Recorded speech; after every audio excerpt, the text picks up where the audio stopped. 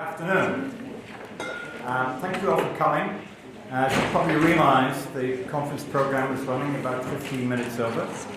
We were originally scheduled to finish at about 1:15. If you'll allow us, and if you stay and are interested in what we have to say, we'll try and finish by about 1:30. We don't want to get the reputation for keeping a good audience from their lunch. So, I'm Malcolm Allan. I'm the President of Rican Consulting. And this is the subject we're going to talk to you about. And if you want to communicate about it, other than on Slido, but to the world at large, City Nation Place, or CNP18, to share your thinking as we're going through. On your seats, you have an envelope. And the purpose of the envelope is for you to record your view as participants on what you heard and what's important to you.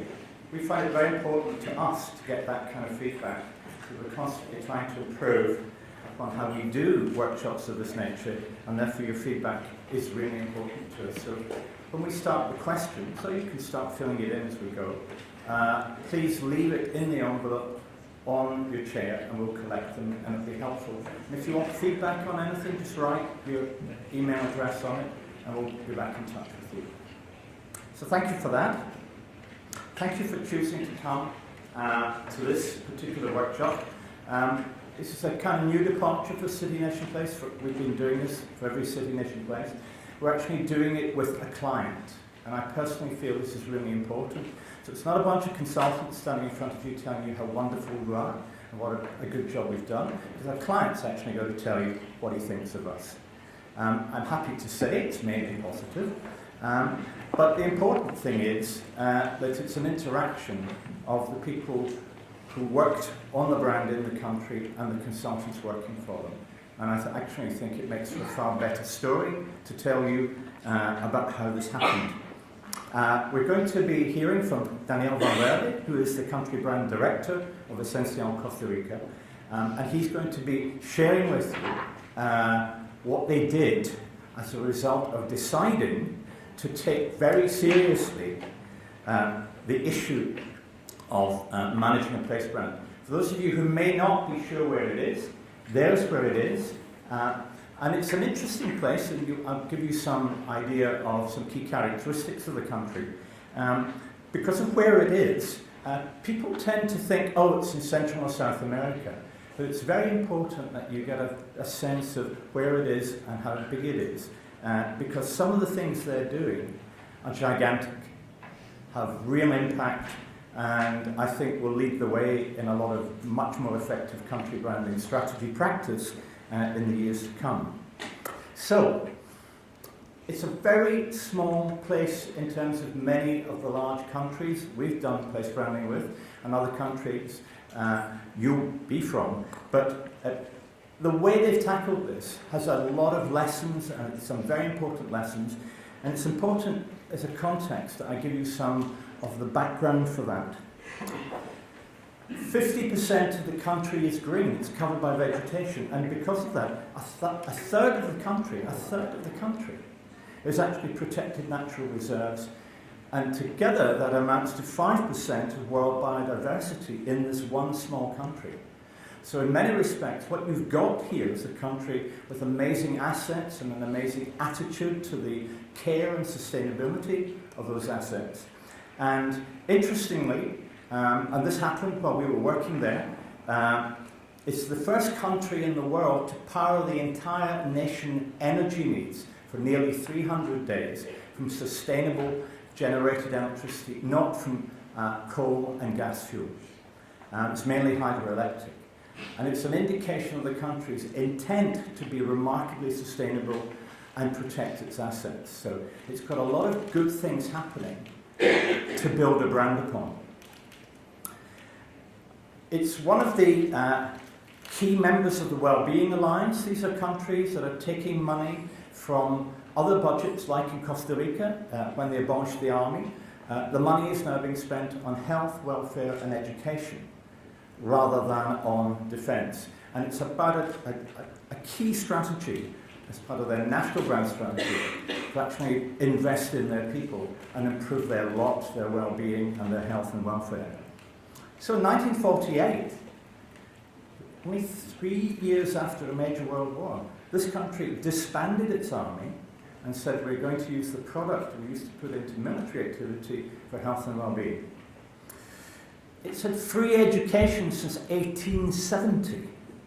Think about that, 1870. How many other countries represented by people in this room have had free education for more than 148 years? Well, one person can. But that's really quite important because that's a really important part of the brand's identity to the people of the country that the rest of the world doesn't know very much about. And I guess most of you didn't know about the things I've just been sharing with you. So these are fundamentals that they've built their brand upon. So this doesn't happen. This is not something that consultants magic out of the air. It comes as a result of talking to people, it comes as a result of understanding the history and the heritage and how they want to develop. So this is not just about a brand of today, this is about a brand where they're taking the country, built on where they've taken the country from the past. And it has a higher life expectancy than in the United States, particularly over the last 2 years. And that's an amazing statistic, if you like. This tiny little country, without those huge reserves of wealth of a massive country, can actually, you have a better chance of living longer, more healthier, and perhaps wiser in this small country. So just keep all of that in mind as we share with you what we've been doing. Filipe Torres, who's our chief executive, myself and Danielle will be doing the presentation. So it's a three-hander. These are just some basic facts about Bloom, and unless you don't know very much about us. We've been in business for about 15 years, and all we do is country and city branding. That's our specialism. We don't do product branding, we don't do event branding, we're not marketeers, we're brand strategists. We're using brand as the strategy for the development of the place over time into the future. We've got about 20 staff split over 4 offices around the world. Quite a lot in South America, one office in South America, because we've actually done a lot of work in Uruguay, in Paraguay, in Brazil, Argentina, and Costa Rica. So we're very much typified by our understanding of the power of digital data to explain what is happening in a country and to explain what the demand for its offer is, what the demand for its services are. So if you like, we're analysing in great depth data coming out of sources such as Google and Baidu. And if you want to know more about this on our website, you can see and access our digital publications, which we're also doing country brand ranking. We're doing digital country indexes and digital city indexes. And these are indexes about the performance and the attributes and how those brands are building in relation to each other in competition. And finally, we're an official data partner of the World Economic Forum. So that's us. These are the places we've done our research and strategy. Quite a lot in Central and South America, as you might expect from a company headquartered in Madrid and having offices in London and Lisbon. We're doing a lot in Europe. And in the last year, we've actually ventured into the territory at the invitation of the last Prime Minister of Australia, Malcolm Turnbull, to assist them to rethink what is their nation brand strategy and what is it like to be an Australian in the 21st century, and what is Australia offering the rest of the world. We're not going to touch on that today, but you can read about it on our website and in our newsletter. So this session is very much geared to people, you guys. These are people responsible for brand, responsible in terms of being full-time employees of agencies, or you might be a politician, or you might be a member of a community group, or whatever it is. But people who actually want to know how to effectively manage the implementation of a brand strategy. Specifically, looking at what you do before you've publicly launched the brand, because thinking about management has to start when you start putting strategy together.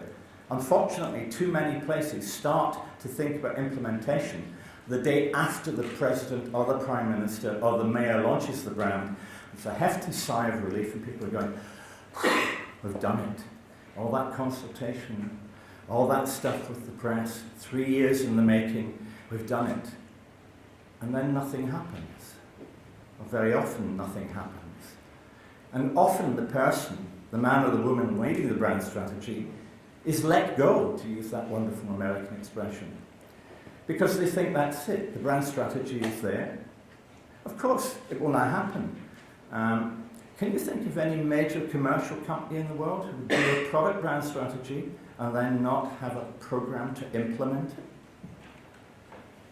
Governments have been different, whether at city level or national level, and it's the single most common source of the failure of brand strategies to meet their objectives. They haven't thought through how they will do it. And that's what this session is about. Sharing some of that thinking and using a case study example in Costa Rica, and Daniel will talk through about how they've gone through that. Subsequent management and implementation is so important, because if you're saying that this brand strategy will do X, Y, and Z for the country, and you've not actually got plans in place to create and go to the X, Y, and Z, then people are going to look at the brand strategy in 2 or 3 years and say, whatever happened? It's not done it. Why haven't we made progress? And often it's the thinking that the strategy will somehow do it itself. That doesn't happen. This requires, my analogy would be, really good commercial company strategy. Let's borrow from the great companies and see how they actually implement their brands. We'll talk to you about how we've translated that into place and destination branding. And it's important, if you've got an existing strategy and it isn't doing what you wanted, to start rethinking it. How do we get back on track? We call this being on-brand or off-brand. An off-brand strategy is doing nothing. An on-brand strategy is a lot of projects and events and initiatives that are all building towards what we would call the ideal future place, the place the brand wants to create and make a reality. So, you all know about ROI, return on investment. We've come up with this concept for all our work like this, return on attending. It's the return to you guys on attending. So we're going to share with you some of this thinking. We want to share with you some insights on how to effectively engage with local stakeholders, but particularly using the example of Costa Rica. We have a model, we call it the Place Brand Management Model, and if you're interested in it, we can tell you a bit more about it. Costa Rica's actually used it. It's not a tablet of stone, it gets adapted to every country and every city we ever work in. And we've been working with people in places like Andorra recently, visit Stockholm, Sweden, Australia, I've mentioned to you already, and you'll hear more about Costa Rica. And you'll hear about some of the metrics that we use, that they use, to measure progress on implementing the brand. So this is not collecting data for its own sake to feel good. This is about data that tells you, are we on the right track? Are we doing what we said we would do? Is the brand working properly? Are we investing in the right projects? So we can identify, I'd like to share with you, 6 trends and the challenges we see in nation and city branding. The first is that there's too little really sharp management thinking about structuring the implementation and how that's actually going to get measured. It's woefully inadequate in most places. People face major problems in getting stakeholders on board. On board is not just about consultation, it's about engagement.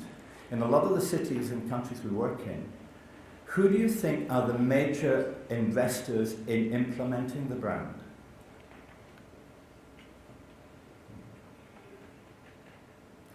Well, it turns out to be the private sector, followed by citizens, the domestic coin, pound, euro, peseta, whatever in their pockets being spent in the place as a result of being invited to invest, staying there.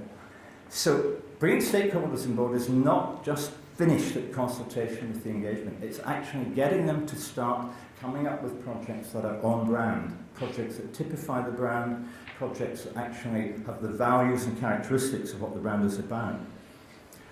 And a lot of the time, if it starts off and remains as a government project, then it's not owned. It's not substantially owned, and if it's just the government, you find more often than not the private sector will not invest in it. The government's got to actually appeal to them and bring them on board and say, this is an opportunity for you to take advantage of the brand, for you to do on-brand things and run your businesses at a profit and be on-brand in that way of doing so. Of course, we go through politics. We were working in various places in the last several years, and Jose launched the brand for Paraguay on the day that there was a riot and tanks in the street and burning cars in Asuncion, the capital. Students were rioting. They weren't rioting about the brand strategy. It would have been wonderful if they had known enough about it to object to it, but they didn't. They were rioting because the government was proposing some legislative change, and most of South America was in the city for the launch of this brand because it was the South America Development Bank's annual meeting, so they just saw it as an opportunity. So on the day that the brand was launched, what were the world's headlines saying about the country? Rioting in Asuncion, nothing about the brand strategy. Immediately, there had to be work done to rescue that situation. And it just taught us and the client a lesson. Things you don't think will happen, and you need to have strategies for dealing with them, because it knocks the brand off its pedestal and their track. And we can be guilty of this as consultants. Explaining to, I hate the phrase ordinary people, but explaining to people who aren't brand strategists, marketeers, what are the benefits of place and destination branding? We're very bad at it. We are not good at it. Most people, when surveyed, once a brand is in action, are still scratching their heads saying, well, what's this all about? We need to get better at that. And finally, explaining what's involved in it to get stakeholders on board, to get the community sector, the not-for-profit sector involved in the partnership. We're still not very good at that in most countries. We don't seem to understand that we use an arcane language a lot of the time. We talk about concepts that are not common. It's not like we were talking about earlier on, it's not fake news, it's very difficult news to understand. So we have to start explaining it in a lot more simple detail. So that's the background and context. I'm going to hand over to Jose now, who's going to take you through how we've approached this, how we've learned about it, and then Danielle will talk about the example, and then the three of us will come back for a conclusion and Q&A. Thank you for listening. So I'll try to do this in 10 minutes. So basically, when we talk about the difficulty about explaining what nation branding really is, we try to put this in a slide to explain.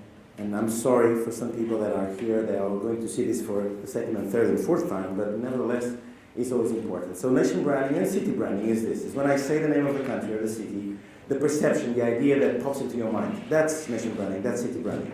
Nothing else. It's the perception. That's it. Reality or not, it doesn't matter.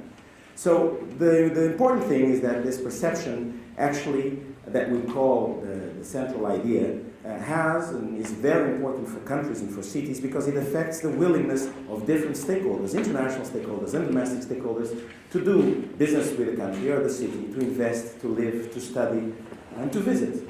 So it's a very important asset, a very tangible, intangible but tangible asset that is important for the country. That is country branding and that is city branding. If a city is probably one or two dimensions are not so applicable here, but in general is the same thing. Now, the city brand and this central idea that we talk about, it's built through a series of actions, activities, and policies and projects. So basically it's about the things that you do that actually build the reputation and the perception of the country and the city. These actions, activities, and policies, according to, we apply a specific model that has 4 quadrants called the Bloom Consulting Spider Brand.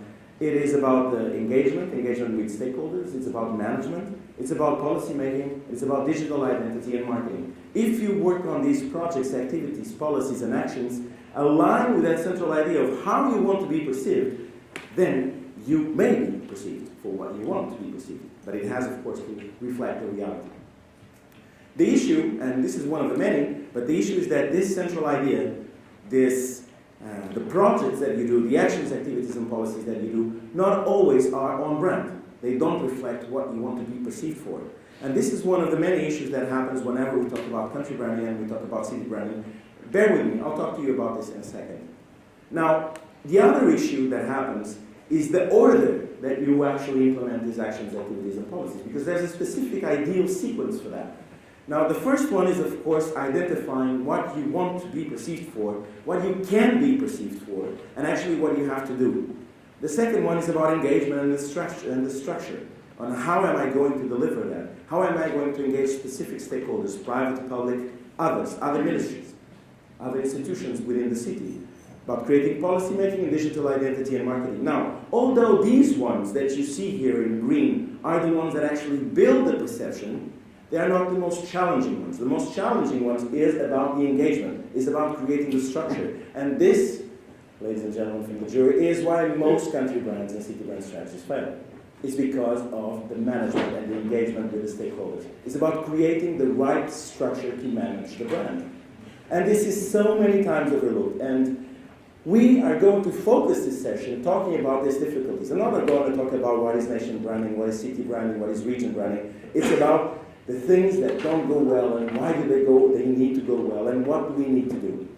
So one of the things that we use to tackle this issue is we have our own specific model, which is to include in this engagement and in this management system is a place brand management model. Now, we're not here saying that we are Columbus that have, the end of the egg, or saying that we are the best or the good, but it's just a model we implement, and we implement in several countries and actually some cities. It's the place brand management model, which basically is for nation and for cities. And it's this, and don't worry, I won't bore you to death with this, but what I'm going to do is I'm going to go one by one and explain what it is, what this is, and how we implement this in specific countries, and then I was going to explain that in a second. But pretty much what we do is this. And when I say we, is anyone can do if you have specialization. We go to the places, consultants need to go to the places, they need to interview stakeholders, together with, in this case, with the Costa Rica team. So what do we do there? We run a series of interviews with different stakeholders, identified conjointly, to understand two things. That is the two things, the two setting stones. Number one, what is your central idea? What is the brand strategy behind the country or the city?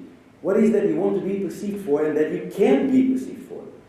The second thing is we audit and we look at all the projects that most likely ministries don't know that exist or the other ministry is implementing or private sector is trying to do. We try to audit that and to pinpoint and analyze and map all those projects. Secondly, before we do this is we look, the central idea and the brand strategy, and in this case, and this is so important, and this is specifically even for our project, is like, the central idea and the brand strategy already exists. This was not done by Bloom Consulting. And our job is to say and to look at the brand strategy that exists and not try to change it, but to say to countries and cities, to say, look, you have a fantastic brand. Because it was done by very competent people. Now let us help you to make and flourish that brand. That's what this is all about. And this is something that you don't see in the sector. Right? Which is, yes, everything is wrong, you have to do something completely different. The other guys suck, I'm so much better. No, it's like, there's a good job there, let's make this work. Right?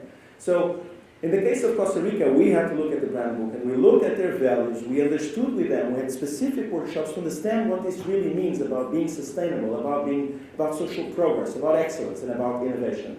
And in a nutshell, what Costa Rica wants to do is to become a role model for the world. Actually, Costa Rica, I have some Scandinavian clients here, they are kind of the Scandinavia of Latin America, if you want. That's our interpretation of things, of course, but it is what it is, and they behave as such.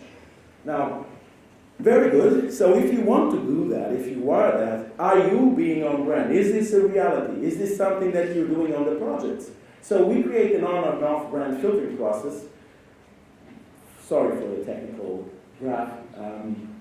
But basically what we do is, the projects you're doing, the initiatives you're doing, are they aligned with the central idea? Are you do they build this perception that you want? And then you dump it on the filtering process that you build in conjunction with the country or with the city, and we say, well, I am or am I not on brand? And this is a simple and fantastic tool that you engage with the private sector and with specific stakeholders in different ministries, and they get what branding is, because believe me, outside your institution, no one really understands what is city branding and country branding. So it's a great way, on a non-technical way, for people to understand, oh, yeah, really make me think. Oh, I can even self-assess myself. Oh, I need help on how to do it, because it's not about changing or doing something different. It's about improving existing projects. Here's an example. So for Costa Rica, this is a great example. And this was for tourism, but of course this is applicable for public policy, this is applicable for foreign American investment and so on. But this is an example for tourism. So you have the Costa Rica Classic. It's a Latin American, golf cup, and they're very proud of this. When we were talking with the Ministry of Tourism, they were super proud of this because it's good for the country, because they have media exposure. It's on the news, brings people, brings revenue, fantastic. And we said, okay, let's put this on the brand filtering process and see if this is on brand or off brand. And this is absolutely off brand. And the client was like, not so to say the name. I was like, why is this off brand? It's like, because this is not reflecting the role model aspect that you want to transmit. So you're not building the perception. Yes, you're bringing brand equity, not brand recognition, or not even brand recognition. You're bringing notoriety that you can do very good golf tournaments, but it's not a role model. So how can you do that? So we dig deeper, and this is extremely important, right? So the ministry said, this was the Ministry of Tourism, said, I want to know more. So, and then we understood that the structure of the project, of course it's on brand, because it is the golf tournament that uses completely renewable and reused water. So to water all the greens and not. And so we said, look, it's a very small tweak that you need to do. For instance, you just have to say it. Now, in this case, you don't have to redo the project, but you just have to say it. It's the first country to run a 100% sustainable golf tournament. You're on brand. Right there. So it's all this thing about now, what everything you're doing, you have to change, and it's absolutely wrong. So you run it, you go and you work on all these projects to make sure that all of these quadrants are literally on brand and aligned with the central idea, and you give specific KPIs for each individual project and for the general projects as a whole. Now, the whole thing about KPIs is very interesting, because there's many metrics, there's many companies that do research, and our conclusion is that there's no universal KPI.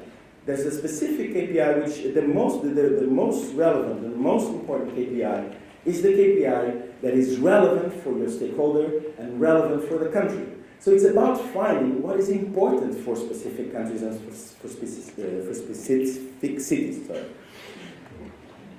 And it's about finding what is the common KPI. Because if I say, for instance, it's about social media engagement, or it's about digital demand, which is a software that we have that measures searches like how is the world searching for any specific country. Maybe this is not interesting for your stakeholder. And you say, I have improved 200%, and the guy is like noise. It just goes like that. So it's about finding the common KPI, share that KPI, and make it public.